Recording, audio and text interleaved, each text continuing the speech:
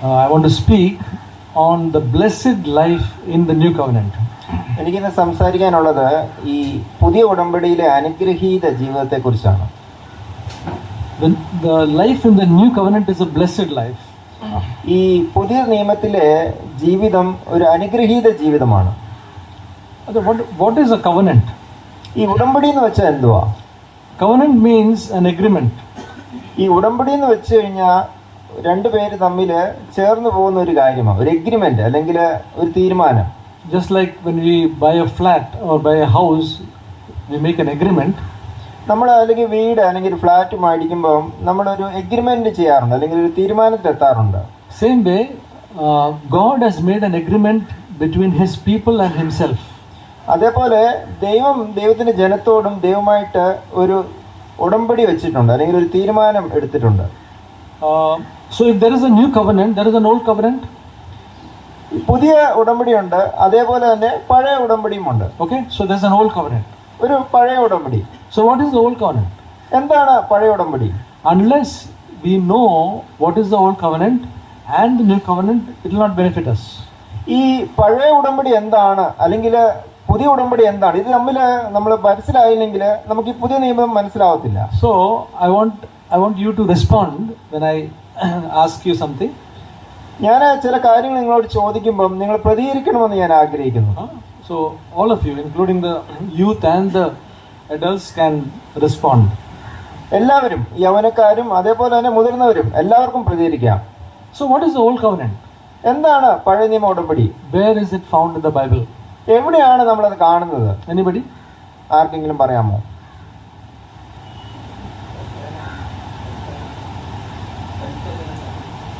പരിച്ഛേദന.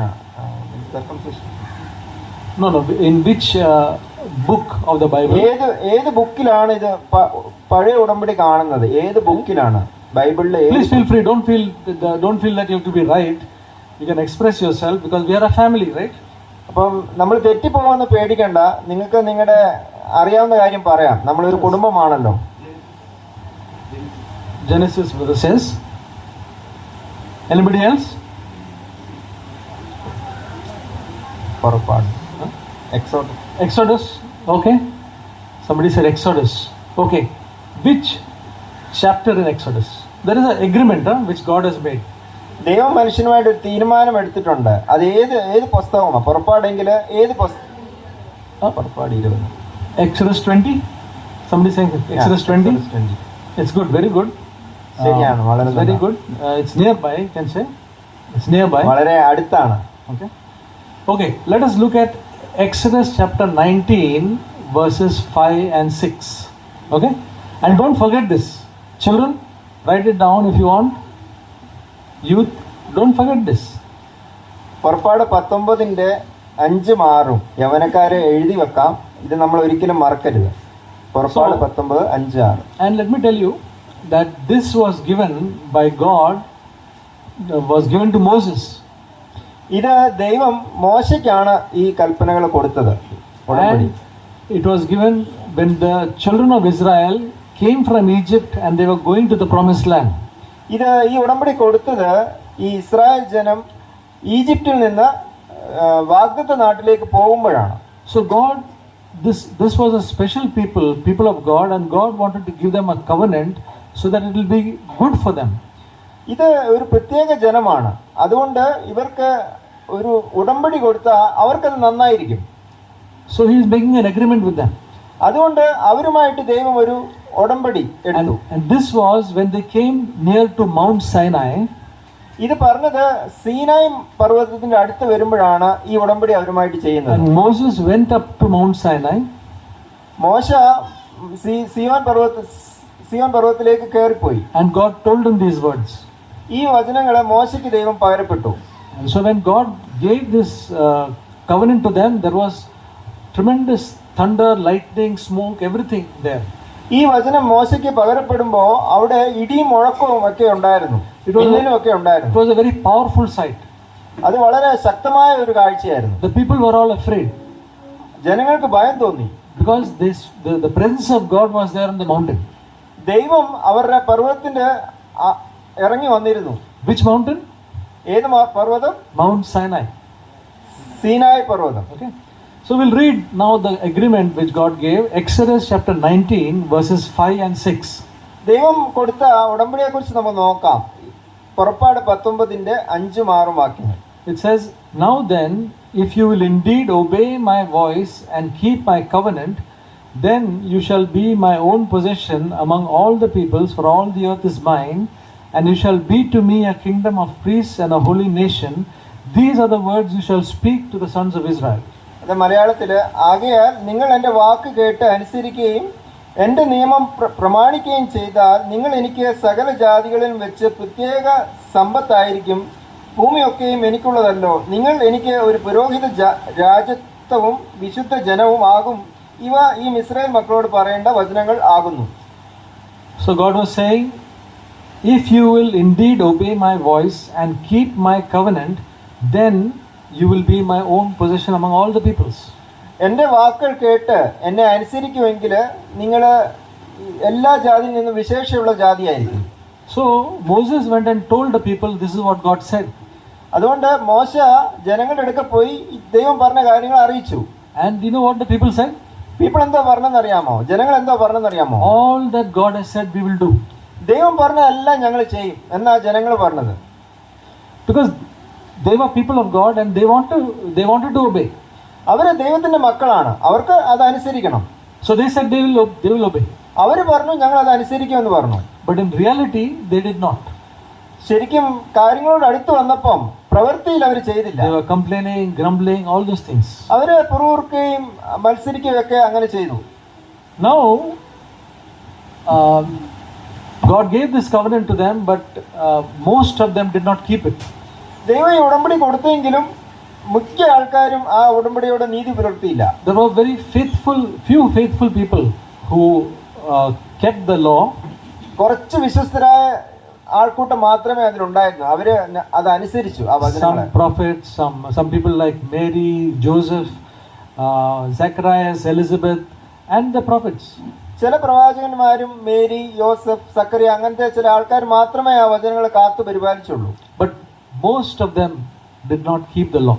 മിക്ക ആൾക്കാരും ആ കൽപ്പന പ്രമാണിച്ചില്ല. They even went to idol worship. അവര് വിഗ്രഹാരാധനയിലേക്ക് പോയി. God had made a plan before the foundation of the world called a new covenant. ദൈവം ഈ ലോകത്തിന്റെ ഇതൊക്കെ സൃഷ്ടിക്കുന്നതിന് മുമ്പ് ഈ പുതിയ ഉടമ്പടി ദൈവത്തിന്റെ മനസ്സിലുണ്ടായിരുന്നു. So and that was first announced in Jeremiah.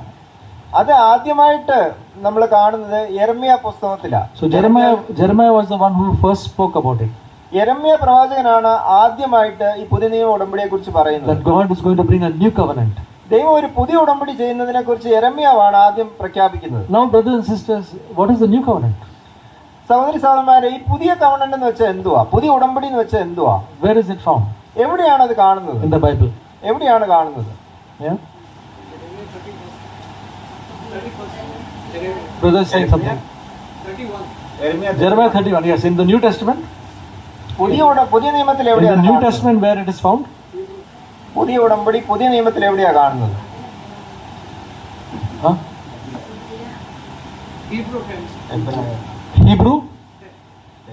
Hebrew 10, you're right. Anybody else? Hebrew 10, okay. But it's good. Some brothers and sisters are aware of it. നല്ലതാണ്, ചിലർക്ക് അറിയാമത്. In Hebrews chapter 8 verses 10 to 12 it is clearly mentioned. എബ്രായർ 8 10 to 12. 10 മുതൽ 12 വരെ. എബ്രായർ 8 10 മുതൽ 12 വരെ അത് തെളിവായിട്ട് പറഞ്ഞിട്ടുണ്ട്. Hebrews 10, part of it is repeated. എബ്രായർ 10 ഈ കാര്യം വീണ്ടും പറഞ്ഞിട്ടുണ്ട്, അതിന് ചില ഭാഗങ്ങൾ. But let us read Hebrews chapter 8 verses 10 to 12. എബ്രായ ലേഖനം 8 10 മുതൽ 12 വരെ നമുക്കൊന്ന് വായിക്കാം. This is the new covenant. ഇതൊരു പുതിയ ഉടമ്പടിയാണ്. The new agreement that God has made. ദൈവം മനുഷ്യനുമായിട്ട് തീരുമാനിച്ച പുതിയ ഉടമ്പടിയാണ്. So Moses was the mediator of the old covenant, but who was the mediator of the new covenant? മോശയായിരുന്നു പഴയ നിയമത്തിന്റെ മധ്യസ്ഥനെങ്കിൽ പുതിയ നിയമത്തിന്റെ മധ്യസ്ഥൻ ആരാണ്? Children? കുട്ടികള്, പുതിയ നിയമത്തിന്റെ മധ്യസ്ഥൻ ആരാണ്?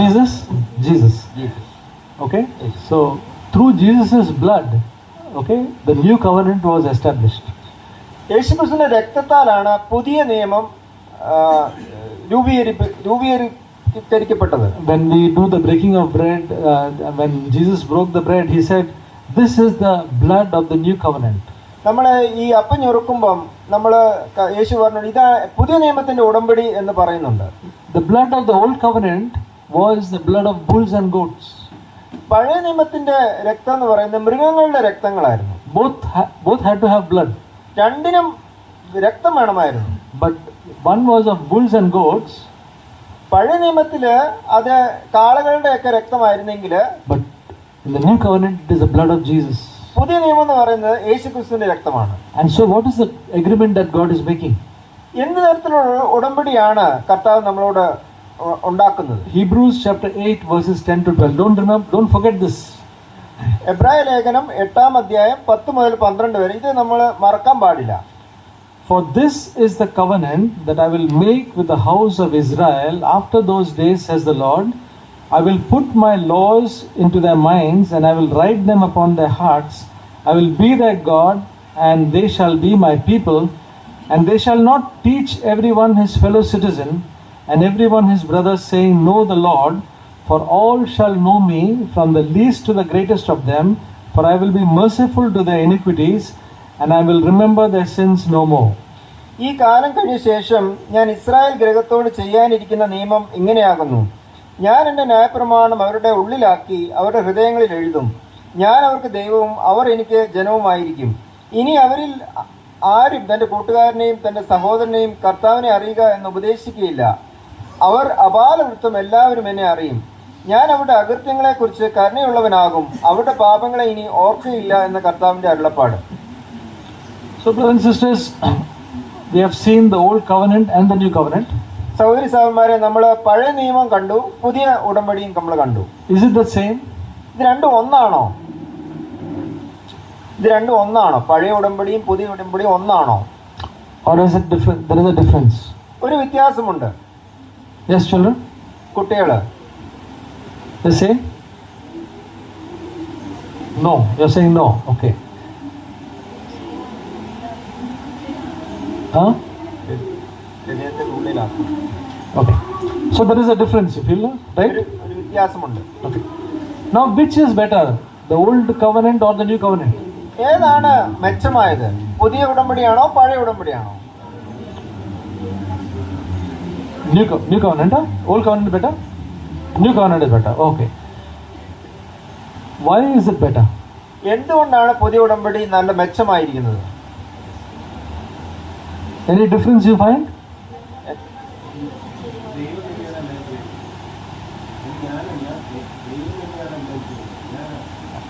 Brother Joji is saying that God is doing all the things. Joji സഹോദരൻ പറയാണ് ദൈവമാണ് എല്ലാം ചെയ്യുന്നതെന്ന് പറയുന്നു. See, that is one great difference here. അതാണ് ഏറ്റവും വലിയ വ്യത്യാസം. It says 5 times that God will do. ഇത് 5 പ്രാവശ്യം പറയുന്നുണ്ട്. ദൈവം ചെയ്യും 5 പ്രാവശ്യം പറയുന്നു. First one is I will put my laws into their minds. ഞാൻ എൻ്റെ ന്യായപ്രമാണത്തെ നിങ്ങളുടെ ഉള്ളിലാക്കും. ഞാൻ. Second one is I will write them upon their hearts. ഞാൻ നിങ്ങളുടെ ഹൃദയങ്ങളിൽ എഴുതും. Then the third one is I will be their God and they shall be my people. ഞാൻ അവരുടെ ദൈവം അവർ എനിക്ക് മക്കളുമായിരിക്കും എന്ന് പറഞ്ഞു. And then it says for I will be merciful to their iniquities and I will remember their sins no more. ഞാൻ അവരുടെ അകൃത്യങ്ങളെ കുറിച്ച് കരുണയുള്ളവൻ അവരുടെ പാപങ്ങളെ ഓർത്തിരിക്കുകയില്ല എന്ന് ഈ ഞാൻ എന്നുള്ളത് 5 പ്രാവശ്യം പറയുന്നുണ്ട്.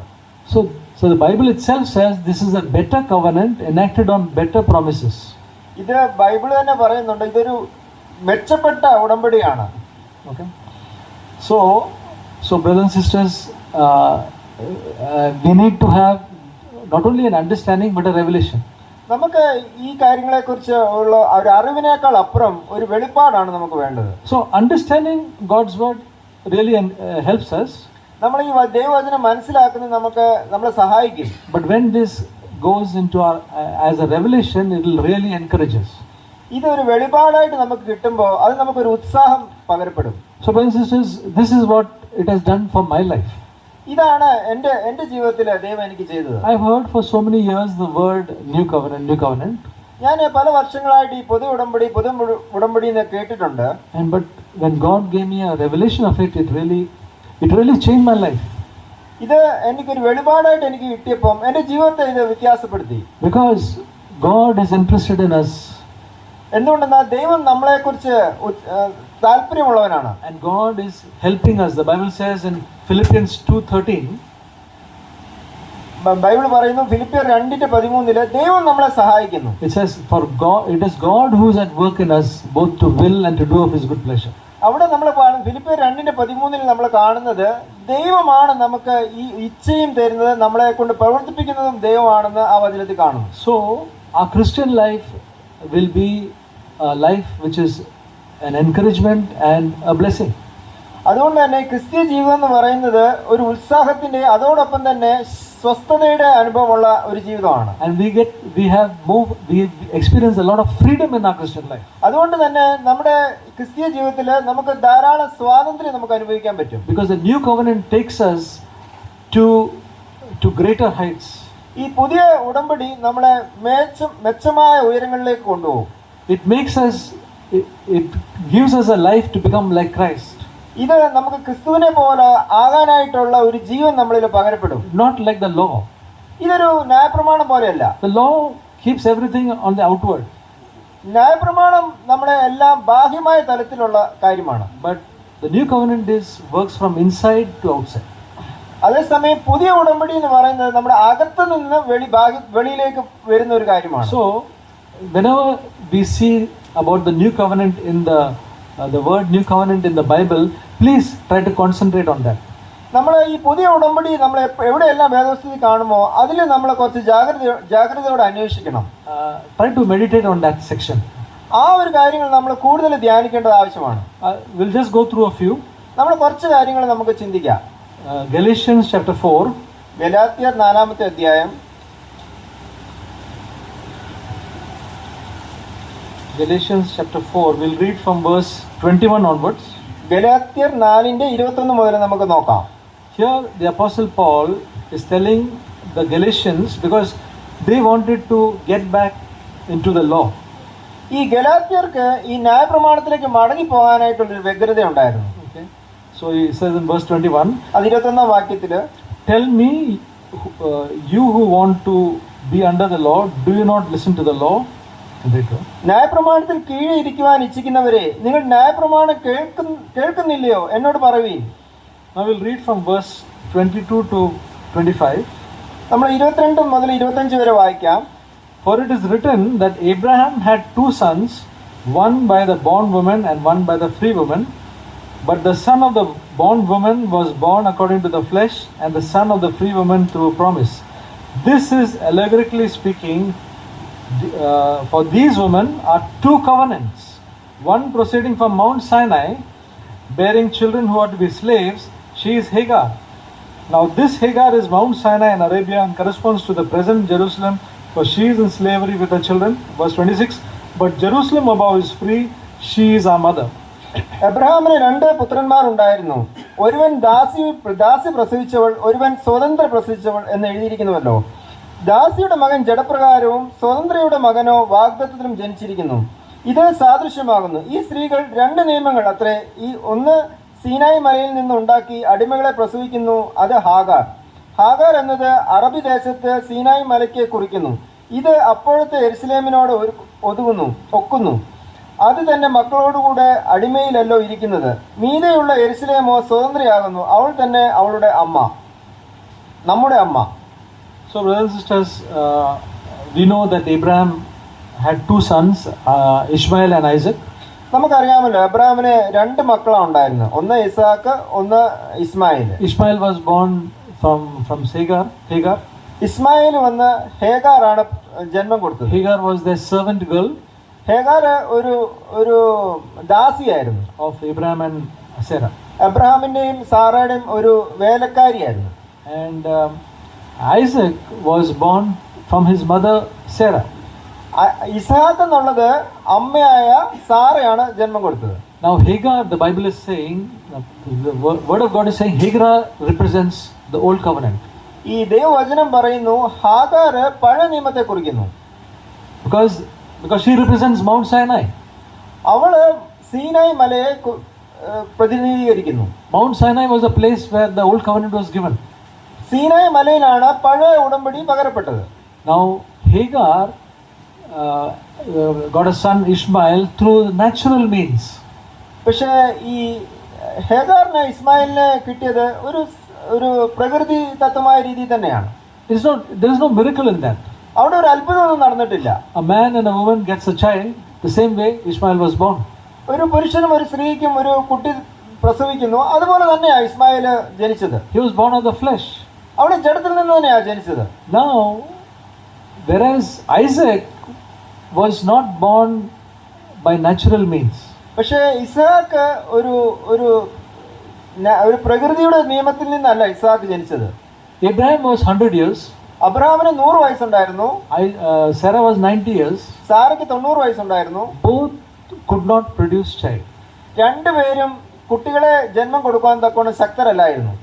But Isaac was born. പക്ഷേ ഇസ്ഹാക്ക് ജനിച്ചു. And it was born not of natural means but supernatural means. അതുകൊണ്ട് തന്നെ ഒരു സാധാരണ പ്രകൃതി രീതിയിലല്ല, ഒരു അത്ഭുതത്തിലാണ് ഇസ്ഹാക്ക് ജനിച്ചത്. It was born because Abraham and Sarah trusted in God's promise. അത് എന്തുകൊണ്ട് ഇസ്ഹാക്ക് ജനിച്ചെന്ന് ചോദിച്ചാൽ എബ്രഹാമും സാറയും ദൈവത്തിന്റെ വാഗ്ദത്തത്തിൽ വിശ്വസിച്ചു. And they got Isaac. അവർക്ക് ഇസ്ഹാക്ക് ജനിച്ചു. Now the Christian life, the old covenant is by natural means.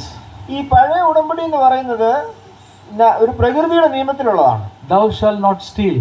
നിങ്ങൾ കക്കാൻ പാടില്ല. Thou shalt not lie. നിങ്ങൾ കള്ളം പറയാൻ പാടില്ല. You have to keep it by your natural means. നിങ്ങൾ ഈ കാര്യങ്ങളൊക്കെ നിങ്ങളുടെ സ്വയശക്തി കൊണ്ട് നേടിയെടുക്കണം. But the new covenant and the life in Christ is a supernatural life. അപ്പോൾ ഈ പുതിയ ഉടമ്പടി എന്ന് പറയുന്നത് ഒരു അത്ഭുതകരമായ നിയമത്തിന് കീഴിലുള്ളതാണ്. Okay, that is not a natural life. അതൊരു പ്രകൃതി ജീവിതമല്ല, ഒരു നാച്ചുറൽ അല്ലെങ്കിൽ പ്രകൃതിദത്തമായ ഒരു ജീവനല്ല. And we cannot have that life by our natural ability. നമുക്ക് ആ നിലയിലുള്ള ഒരു പുതിയ നിയമത്തിലെ ജീവിതം നമ്മുടെ സ്വയശക്തി കൊണ്ട് സാധ്യമല്ല. We may hear a nice exhortation in the church. നമുക്ക് ഒരു ഉത്സാഹം തരുന്ന ഒരു സന്ദേശം നമ്മുടെ സഭയിൽ കേൾക്കാം. Maybe it is that we should not gossip. നമ്മൾ പരിദൂഷണം പറയരുതെന്ന് നമ്മൾ കേൾക്കാം. Maybe it's that we should always forgive people. നമ്മൾ മറ്റുള്ളവരോട് ക്ഷമിച്ചു കൊടുക്കണമെന്ന് നമുക്ക് കേൾക്കാം. Maybe we should not have lust and have pure eyes. നമ്മുടെ കണ്ണുകൾ ശുദ്ധമായിട്ട് വെക്കണം, നമ്മൾ കണ്ണുകൊണ്ട് പാപം ചെയ്യരുത്, ഇതൊക്കെ നമുക്ക് കേൾക്കാൻ പറ്റും. And so on. അങ്ങനെ പല കാര്യങ്ങളും നമുക്ക് സഭയിൽ കേൾക്കാം. Now these things we cannot achieve by our natural ability. ഇത് നമ്മുടെ സ്വയശക്തി കൊണ്ട് ഈ നിലയിൽ നമുക്ക് ഇതിൽ നിന്ന് ജയം നേടാൻ പറ്റത്തില്ല. Okay, young people, you cannot achieve by your natural ability. ഈ യൗവനക്കാർ ശ്രദ്ധിച്ചോ, ഇത് നമ്മുടെ സ്വയശക്തി കൊണ്ട് ഇതിൽ നിന്ന് ജയം നേടാൻ നമുക്ക് പറ്റില്ല. But God has given us promises. ദൈവം നമുക്ക് വാഗ്ദത്തം തന്നിട്ടുണ്ട്. And by that promises we can partake of His divine nature.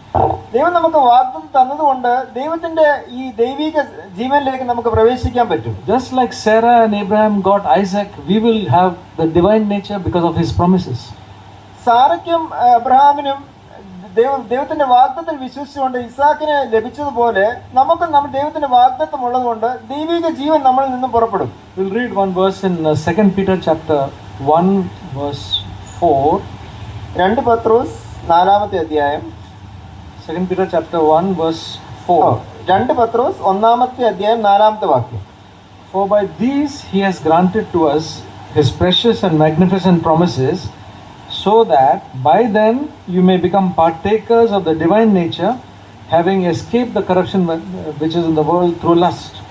അവയാൽ അവൻ നമുക്ക് വിലയേറിയതും അതിമഹത്വവുമായ വാഗ്ദത്തങ്ങൾ നൽകിയിരിക്കുന്നു. അവയാൽ നിങ്ങൾ ലോകത്തിലുള്ള മോഹത്താലുള്ള നാശം വിട്ടൊഴിഞ്ഞ് ദിവ്യ സ്വഭാവത്തിന് കൂട്ടാളികളായി തീരാൻ ഇടവരുന്നു. So God has given us wonderful promises in the Word of God. ദൈവം നമുക്ക് അത്ഭുതകരമായ വാഗ്ദത്തങ്ങൾ ദൈവവചനത്തിൽ നൽകിയിട്ടുണ്ട്. Because He wants us to become like Christ. എന്തുകൊണ്ടെന്നാൽ നമ്മൾ ക്രിസ്തുവിനെ പോലെ മാറണമെന്ന് ദൈവം ആഗ്രഹിക്കുന്നു. Not just outward life, but our inward life.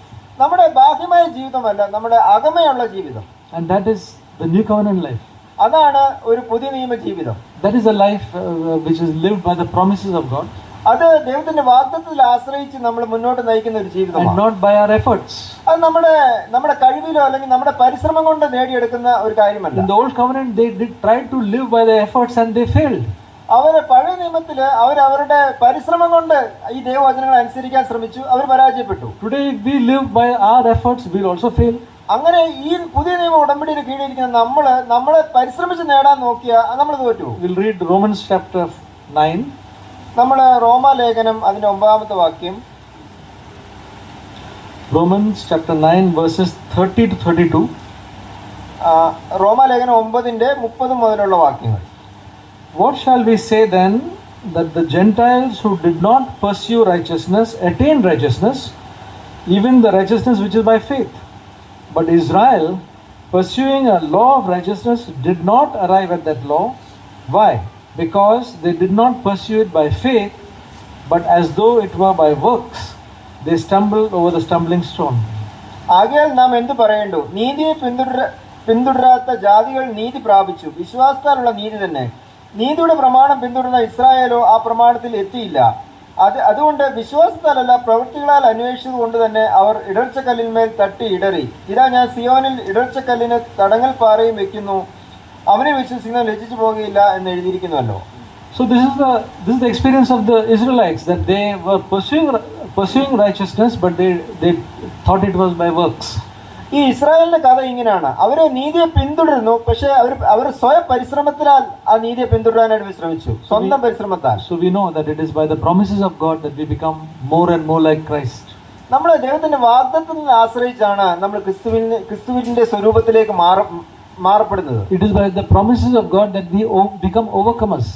ദൈവത്തിന്റെ വാഗ്ദത്തം നമുക്ക് ജയത്തിലേക്ക് കൊണ്ടുവരാനായിട്ട് വാഗ്ദത്തങ്ങൾ നമുക്ക് തന്നിട്ടുണ്ട്, ജയജീവിതത്തിലേക്ക്. See, brothers and sisters, God has called us not only to be forgiven of our sins, but to become overcomers. നമ്മുടെ പാപങ്ങൾ ക്ഷമിക്കപ്പെടാൻ അപ്പുറമല്ല, ഈ പാപത്തിന്മേൽ ജയമെടുക്കാനായിട്ടാണ് ദൈവം നമ്മെ വിളിച്ചിരിക്കുന്നത്. That means if we are always struggling with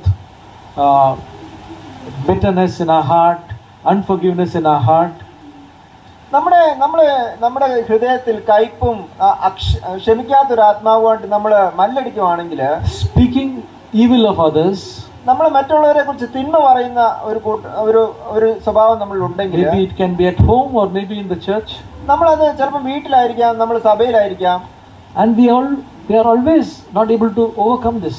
നമുക്ക് ഒരിക്കലും ഇതിൽ നിന്ന് ജയിക്കാൻ പറ്റുന്നില്ല. Then there may be jealousy in our life. നമ്മളിൽ ഒരു പക്ഷേ നമ്മുടെ ഹൃദയത്തിൽ അസൂയ നമുക്ക് ജീവിതത്തിൽ വരും. What is jealousy? എന്താണ് ഈ അസൂയ എന്ന് പറയുന്നത്? Jealousy is that I am at present quite okay. Jealousy എന്ന് പറയുന്നത് അല്ലെങ്കിൽ അസൂയ എന്ന് പറയുന്നത് ഇപ്പൊ ഞാൻ കുഴപ്പമൊന്നുമില്ല. Suddenly I hear some good news of somebody else. പെട്ടെന്ന് മറ്റുള്ളവരെ കുറിച്ച് ചില നല്ല വർത്തമാനങ്ങൾ കേൾക്കുന്നു. That time my mood goes off. അങ്ങനെ കേൾക്കുമ്പോ എന്റെ സന്തോഷം പെട്ടെന്ന് നഷ്ടപ്പെടുന്നു. Maybe I am hearing that somebody is getting materially better. ചിലപ്പോൾ ഞാൻ കേൾക്കാണ് ചിലർക്ക് ഈ ഭൗതികമായ ചില നന്മകൾ വരുന്നു നമ്മൾ കേൾക്കുന്നു. Suddenly I feel down. പെട്ടെന്ന് എന്റെ സന്തോഷം പോയി പോകുന്നു. Then I may be hearing that somebody is doing well spiritually. ചിലപ്പോൾ ഞാൻ കേൾക്കുന്നു ആത്മീയമായിട്ട് ചിലര് നല്ലതായിട്ട് മുന്നേറുന്നു എന്ന് ഞാൻ കേൾക്കുന്നു. And God is using them. ദൈവം അവരെ ഉപയോഗിക്കുന്നു എന്ന് ഞാൻ കേൾക്കുന്നു. Then my spirit drops. അങ്ങനെ ഞാൻ കേൾക്കുമ്പോൾ എന്റെ ആത്മാവ് പെട്ടെന്ന് സന്താപമാകും. Why should it happen? എന്തുകൊണ്ട് ഇത് ഉണ്ടാവണം? It is because jealousy is there.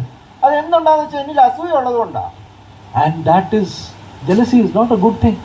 അത് നല്ലൊരു കാര്യമല്ല. It does not make us happy at all. അത് നമ്മളെ സന്തോഷപ്പെടുത്തുന്നില്ല. Okay? And that is not the life of Jesus. അത് ക്രിസ്തുവിന്റെ ജീവനല്ല. And we need to be overcomers. നമ്മള് ജയാളികളായിരിക്കണം. Christ has called us to be overcomers. ക്രിസ്തു നമ്മളെ ജയാളികളാകാനായിട്ടാണ് വിളിച്ചിരിക്കുന്നത്. Romans 6:14 says, we have heard so many times, റോമർ 6:14 നമ്മൾ പലവട്ടം കേട്ടിട്ടുണ്ട്. For sin shall not have dominion over us, because we are not under law but under grace. പാപം നമ്മളിൽ മേൽ കർത്തൃത്വം നടത്തില്ല, നമ്മുടെ ന്യായപ്രമാണത്തിനല്ല കൃപയ്ക്കത്ര അധീനരാകുകയാണ്. So God's grace is available for us to overcome any sin. ദൈവത്തിന്റെ കൃപ നമുക്ക് ലഭ്യമാണ് എല്ലാ പാപത്തിന്മേലും ജയമെടുക്കാനായിട്ട്. Young brothers and sisters especially, don't be satisfied. Wait till all the sin is overcome. ഈ കുട്ടികളെ നിങ്ങൾ എന്നെ ശ്രദ്ധിക്കുക, നമ്മളെ എല്ലാ പാപങ്ങളെയും ജയിക്കുന്നിടം വരെ നമ്മൾ വിശ്രമിക്കാൻ പാടില്ല. That is God's calling for us. അതാണ് ദൈവത്തിന് നമ്മളോടുള്ള ആഗ്രഹം. It is not by our efforts, നമ്മുടെ പരിശ്രമത്താലല്ല, but trusting His promises. ദൈവത്തിന്റെ വാഗ്ദത്തത്തിൽ ആശ്രയിക്കുന്നതിലൂടെയാണ്. If we desire it, He will help us. ദൈവം നമുക്ക് തന്നിട്ടുണ്ടെങ്കിൽ ദൈവം നമ്മളെ സഹായിക്കും. Many times we don't desire it. നമുക്ക് അത് പലപ്പോഴും നമ്മൾ നമുക്കത് അറിയിക്കുന്നവരല്ല. It should be the topmost desire in us. നമ്മുടെ ഹൃദയത്തിൽ അങ്ങനെ ഒരു വാഞ്ച ഉണ്ടായിരിക്കണം. അതായിരിക്കണം നമ്മുടെ ഏറ്റവും വലിയ ആഗ്രഹം. Then God will give it to us. അങ്ങനെയെങ്കിൽ ദൈവം നമുക്ക് തരും. I want to share one promise which has been a blessing to me. ദൈവം എനിക്ക് തന്നൊരു വാഗ്ദത്തം, എനിക്ക് വളരെ അനുഗ്രഹമായിരുന്ന ഒരു വാഗ്ദത്തം ഞാൻ പകരപ്പെടാം. 1 John 5 1 യോഹന്നാൻ 5-ാമത്തെ അധ്യായം 14 and 15 14-15 is a wonderful promise. ഇത് അത്ഭുതകരമായ ഒരു വാഗ്ദത്തമാണ്. It has helped me to be an overcomer in different areas. ഈ വചനം എന്നെ പല വ്യത്യസ്ത സാഹചര്യങ്ങളിൽ എന്നെ ഒരു ജയാളിയാക്കുവാൻ എന്നെ സഹായിച്ചിട്ടുണ്ട്. 1 John 5 14 and 15. 1 യോഹന്നാൻ 5-ാമത്തെ അധ്യായം 14-15 വാക്യങ്ങൾ. It says, "This is the confidence which we have before him, that if we ask anything according to his will, he hears us. And if we know that he hears us in whatever we ask, we know that we have the request which we have asked from him." അവന്റെ ഇഷ്ടപ്രകാരം നാം എന്തെങ്കിലും അപേക്ഷിച്ചാൽ അവൻ നമ്മുടെ അപേക്ഷ കേൾക്കുന്നു എന്നുള്ളത് നമുക്ക് അവനോടുള്ള ധൈര്യമാകുന്നു. നാം എന്തപേക്ഷിച്ചാലും അവൻ നമ്മുടെ അപേക്ഷ കേൾക്കുന്നു എന്ന് അറിയുന്നുവെങ്കിൽ അവനോട് കഴിച്ച അപേക്ഷ നമുക്ക് ലഭിച്ചു എന്ന് അറിയുന്നു. So this word says, this is the confidence which we have, that if we ask anything according to his will, he hears us. നമ്മൾ ഈ വാക്യത്തിലൂടെ അവന്റെ ഇഷ്ടപ്രകാരം നമ്മൾ എന്ത് യാചിച്ചാലും അവനത് കേൾക്കുന്നു എന്ന് നമ്മൾ വായിച്ചു. See, there are many people in this world, earth, praying to God. നമ്മുടെ ഈ ലോകത്തിലെ പല ആൾക്കാരും ദൈവത്തോട് പ്രാർത്ഥിക്കുന്നുണ്ട്. Okay? But how many of those prayers are heard? അതിൽ ഏതൊക്കെ പ്രാർത്ഥനയാണ്, എത്ര പ്രാർത്ഥനയാണ് ദൈവം കേൾക്കുന്നത്? Here it says, whatever is according to his will, he hears. ഇവിടെ നമ്മൾ പറയുന്നു ദൈവത്തിന്റെ ഇഷ്ടപ്രകാരം നമ്മൾ എന്ത് പ്രാർത്ഥിച്ചാലും ദൈവം കേൾക്കുന്നു എന്ന് പറയുന്നു. Now, to understand this, ഈ കാര്യം നമുക്കൊന്ന് മനസ്സിലാക്കാനായിട്ട്, suppose ഉദാഹരണത്തിന് I have a car എനിക്കൊരു കാർ ഉണ്ടെന്ന് ഇരിക്കട്ടെ, and I want a much better model. എനിക്ക് കുറച്ചുകൂടെ ഉന്നതമായ ഒരു കാർ വേണമെന്ന് വിചാരിക്കുക. It looks very nice, it's costly. കുറച്ചുകൂടെ കാശ് ചെലവ് ഉണ്ടാവും, പക്ഷെ കാണാൻ നല്ല ഭംഗിയുള്ളതായിരിക്കും. And I want that. എനിക്കത് വേണം. Now, is it according to God's will? ഇത് ദൈവത്തിന്റെ ഹൃദയപ്രകാരമുള്ള ആഗ്രഹമാണോ? Children? കുട്ടികള്, No. Is it according to God's will? ഇത് ദൈവത്തിന്റെ ആഗ്രഹപ്രകാരമാണോ? Okay. We are saying no, some of us, but it may be or may not be. ഇത് ഞങ്ങൾ ഇല്ലാന്ന് പറഞ്ഞു, പക്ഷെ ഇത് ഒരു പക്ഷെ ആയിരിക്കാം, അല്ലാതായിരിക്കാം. Suppose I have the money എനിക്ക് ഒരു പക്ഷേ കാശുണ്ടെന്ന് വിചാരിച്ചോ, to buy that, പുതിയൊരു കാർ മേടിക്കാൻ എൻ്റെ കാശുണ്ട്, and I have the freedom to buy it, then you can say, but when I think about it, I am not 100% sure that it is God's will. അപ്പൊ എനിക്ക് കാശുണ്ടെങ്കിൽ മേടിക്കാം, എനിക്ക് സ്വാതന്ത്ര്യമുണ്ട് മേടിക്കാനായിട്ട്, പക്ഷെ ഞാൻ അതിനെക്കുറിച്ച് ആലോചിക്കുമ്പോൾ എനിക്ക് ഉറപ്പില്ല. So these are things like when I'm looking for a job, I cannot be 100% certain that this job is God's will. ഞാനിപ്പോൾ ഒരു ജോലി അന്വേഷിക്കുകയാണെങ്കിൽ എനിക്ക് 100% ഉറപ്പിക്കാൻ പറ്റില്ല, ഇത് തന്നെയാണോ ദൈവം എനിക്ക് വെച്ച ജോലി എന്ന് ഉറപ്പിക്കാൻ പറ്റത്തില്ല. Okay, now suppose I ask God, Lord, I want to be free from jealousy. ഇപ്പം നമ്മൾ ഒരു പക്ഷേ നമ്മൾ ദൈവത്തോട് പ്രാർത്ഥിക്കുക, ദൈവമേ എനിക്ക് അസൂയിൽ നിന്ന് എനിക്കൊരു വിമോചനം വേണം. Is it according to God's will? ഇത് ദൈവത്തിന്റെ ഇഷ്ടപ്രകാരമാണോ? Yes. Okay. Lord, I want to stop speaking evil about others. ദൈവമേ എനിക്ക് മറ്റുള്ളവരെ കുറിച്ച് പരദൂഷണം പറയുന്നത് നിർത്തണം. I want to always speak good things. എനിക്ക് എപ്പോഴും ഞാൻ മറ്റുള്ളവരെ കുറിച്ച് നല്ലത് പറയണം. The Bible says, let your speech always be with grace.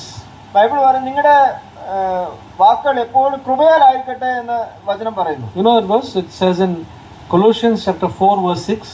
നിങ്ങൾക്ക് ആ വചനം അറിയാമോ? കൊലോസ്യർ 4-ാമത്തെ അധ്യായം 6-ാമത്തെ വാക്യമാണത്. It says, let your speech always be with grace, as though seasoned with salt, that you should know how you should respond to each person.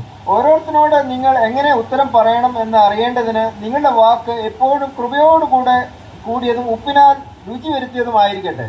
Suppose I pray, Lord, I want my speech to be always with grace. ഞാനിപ്പോൾ ഉദാഹരണത്തിന് പ്രാർത്ഥിക്കുകയാണ്, എൻ്റെ വാക്കുകൾ എപ്പോഴും കൃപയുള്ളതായിരിക്കണം ഞാൻ പ്രാർത്ഥിക്കുകയാണ്. Is it according to God's will? ഇത് ദൈവ ഹൃദയപ്രകാരമാണോ? ദൈവത്തിന്റെ ഇഷ്ടപ്രകാരമാണോ? Right? ആണോ? Yes. So you understand that whatever is written in God's word and we ask about sin, it is God's will. അപ്പൊ നമ്മള് ദൈവവചനം നമുക്ക് തന്നിരിക്കുന്ന കാര്യങ്ങള് ദൈവത്തോട് ചോദിക്കുമ്പോൾ അത് ദൈവഹിതപ്രകാരമാണ്. We don't have to have any doubt. നമുക്ക് ആ കാര്യത്തിൽ ഒരു സംശയം പാടില്ല. That's why it says in verse 1 John 5, this is the confidence that we have. അതുകൊണ്ടാണ് 1 യോഹന്നാൻ 5-ാമത്തെ അധ്യായത്തിൽ പറയുന്നത് ഇതാണ് നമുക്കുള്ള ധൈര്യം. So we must have confidence. നമുക്ക് ഒരു ധൈര്യം ഉണ്ടാവണം. Okay? That we are asking according to God's will. നമ്മൾ ഹൃദയപ്രകാരം എന്തെങ്കിലും നമ്മൾ ദൈവത്തോട് ചോദിച്ചാൽ, and then we have the confidence that He has heard us. അങ്ങനെ ദൈവം നമ്മുടെ പ്രാർത്ഥന കേൾക്കുമെന്നുള്ള കാര്യത്തിൽ നമുക്ക് നല്ല ധൈര്യം വേണം. So that is the first verse, 14th അതാണ് verse. ആദ്യത്തെ വചനം. Now verse 15 says, 15-ാമത്തെ വാക്യം പറയുന്നു, if we know that He hears us in whatever we ask, അവൻ നമ്മുടെ പ്രാർത്ഥന കേൾക്കുന്നു എന്ന് നമുക്ക് അറിയാമെങ്കിൽ, we know that we have the request which we have asked Him. നമുക്കറിയാം ആ കാര്യം നമുക്ക് ലഭിച്ചു എന്ന് നമുക്കറിയാം. So God not only hears, but God answers that prayer which is according to His will. ദൈവം നമ്മുടെ പ്രാർത്ഥന കേൾക്കുക മാത്രമല്ല, ആ പ്രാർത്ഥനയ്ക്ക് മറുപടിയും തരുന്നു അവന്റെ ഇഷ്ടപ്രകാരമാണെങ്കിൽ. So brothers and sisters, this is a word which has changed my life. ഈ ഒരു വചനമാണ് എന്റെ ജീവിതത്തെ മാറ്റിമറിച്ചത്. Any problem I have, I take it to God. എന്ത് പ്രശ്നം എന്റെ ജീവിതത്തിൽ വന്നാലും ഞാൻ ദൈവത്തിന്റെ അടുത്ത് കൊണ്ടുപോകും. Which I'm struggling. ഞാൻ മല്ലടിക്കുന്ന ഏതെങ്കിലും പ്രശ്നം, I say, Lord, I want this out of my life. ഞാൻ പറയും, കർത്താവേ, ഇതെന്റെ ജീവിതത്തിൽ നിന്ന് മാറ്റപ്പെടണം. And I know that He has heard it. എനിക്കറിയാം ദൈവം അത് കേട്ടു എന്നറിയാം. And I believe that He has answered it. ഞാനത് വിശ്വസിച്ചു, ദൈവം അത് മറുപടി തന്നു എന്ന് ഞാൻ വിശ്വസിച്ചു. And immediately I may not see the results. ഉടനെ തന്നെ അതിന്റെ ഒരു ഫലം കാണണമെന്നില്ല. I may that thing may fall sometime again. ആ ഒരു പ്രശ്നം വീണ്ടും ഞാൻ കാണാം, വീണ്ടും എന്റെ ജീവിതത്തിൽ വന്നു പോകാം. But it is going to go. പക്ഷേ അത് അത് മാറിപ്പോകാൻ പോവാണ്. It is going to go. അത് പോകും, മാറിപ്പോകും. It has happened in my life, and I believe it will happen every time in my life. ഇത് എന്റെ ജീവിതത്തിൽ വന്നിട്ടുണ്ട്, ഞാൻ വിശ്വസിക്കുന്നു. ഇത് ഇങ്ങനെ തന്നെ വീണ്ടും വരുമെന്ന് ഞാൻ വിശ്വസിക്കുന്നു. This about this gracious speech, I was one who would hurt people here and there, every now and then. ഈ കൃപയോടെ കൂടെ സംസാരിക്കണം എന്നുള്ളത് നമ്മളിപ്പോൾ കേട്ടു. ഞാൻ പലരെയും എന്റെ വാക്കുകൾ കൊണ്ട് മുറിപ്പിച്ചിട്ടുണ്ട്. I would not speak angrily. ഞാൻ കോപത്തോടെ സംസാരിക്കാറില്ല. I would not speak anything which sounded very bad. വളരെ തിന്മയെന്ന് തോന്നുന്ന കാര്യങ്ങളൊന്നും ഞാൻ അങ്ങനെ പറയാറില്ല. But there was a small sting in it. പക്ഷേ അതിൽ നേരിയ ഒരു മറ്റുള്ളവരെ മുറിവേൽപ്പിക്കുന്ന നേരിയ ഒരു ഘടകമുണ്ട്. So many times it has been to my wife. ഞാൻ അങ്ങനെ ഭാര്യയോട് പല വാട്ടി സംസാരിച്ചിട്ടുണ്ട്. And to others. മറ്റുള്ളവരോട് അങ്ങനെ സംസാരിച്ചു. Then I realized this has to change. എനിക്ക് മനസ്സിലാക്കി ഇത് മാറ്റപ്പെടണം. So I took it to God, and God has done this work in my life. ഞാൻ ഈ കാര്യം ദൈവത്തിന്റെ അടുക്കലോട്ട് കൊണ്ടുപോയി. ദൈവം ആ കാര്യം എന്റെ ജീവിതത്തിൽ മാറ്റിയെടുത്തു. He has changed me so much. ദൈവം എന്നെ വളരെയധികം മാറ്റിയെടുത്തു. Till the end of my life, the changing will require.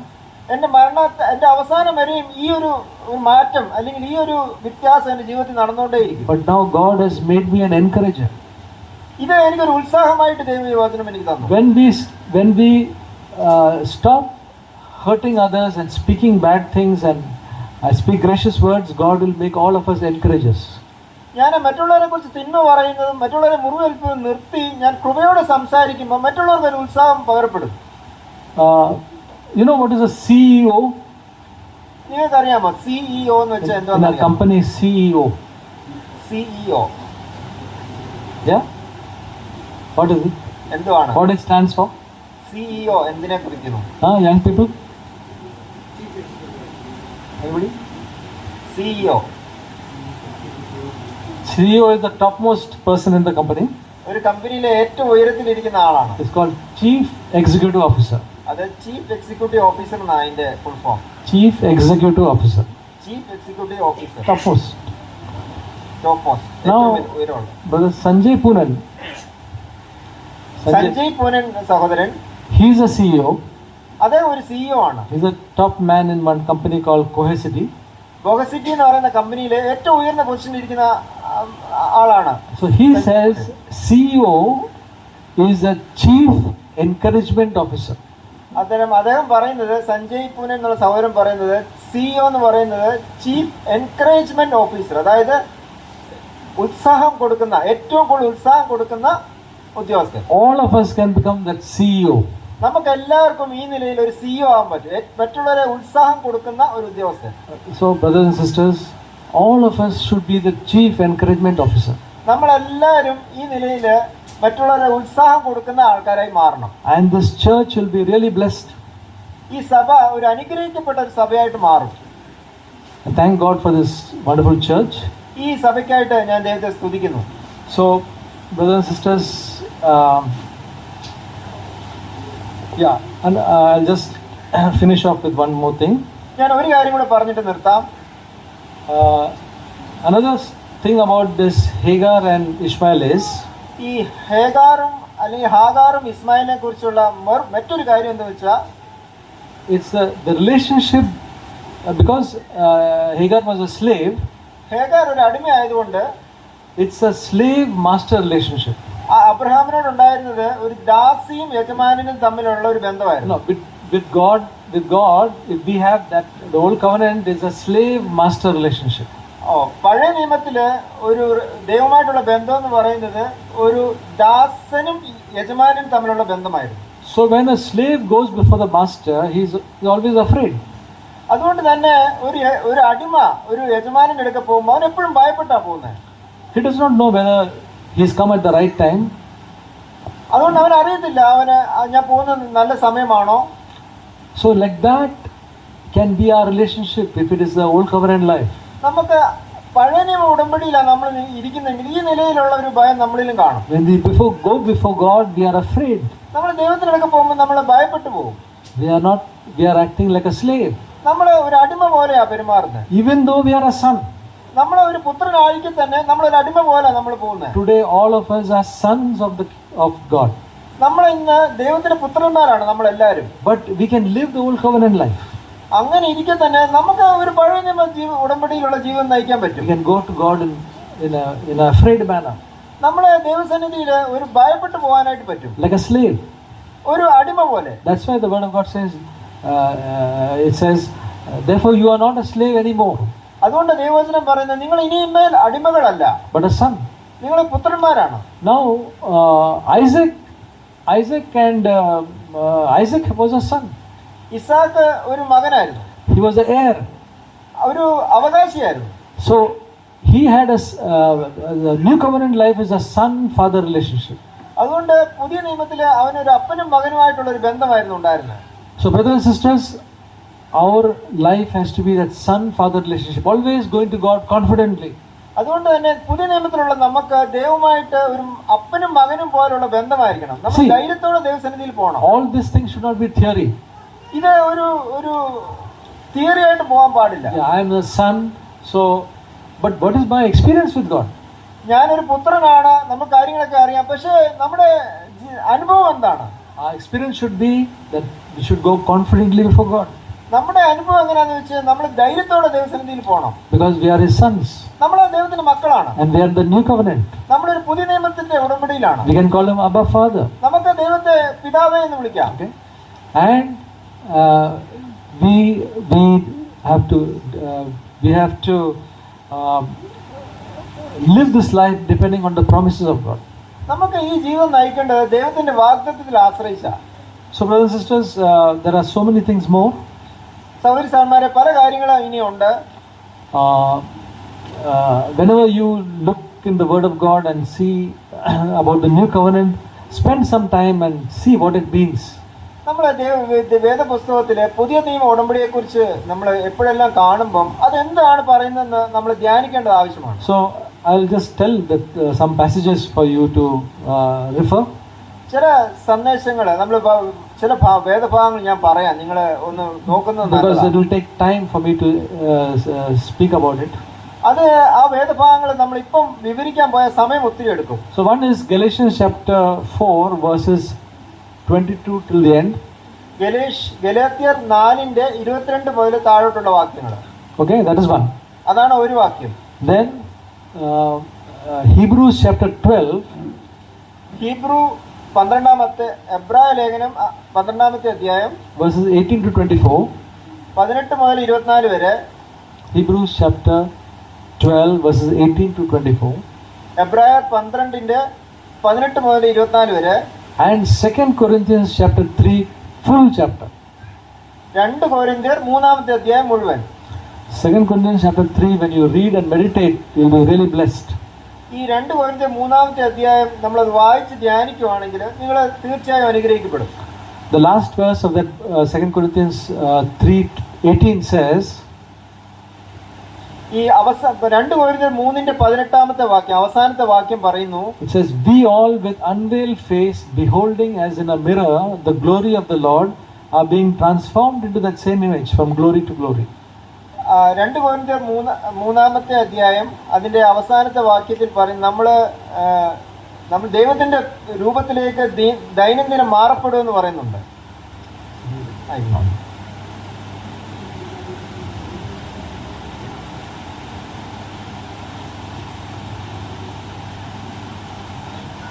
Second Corinthians 3:18.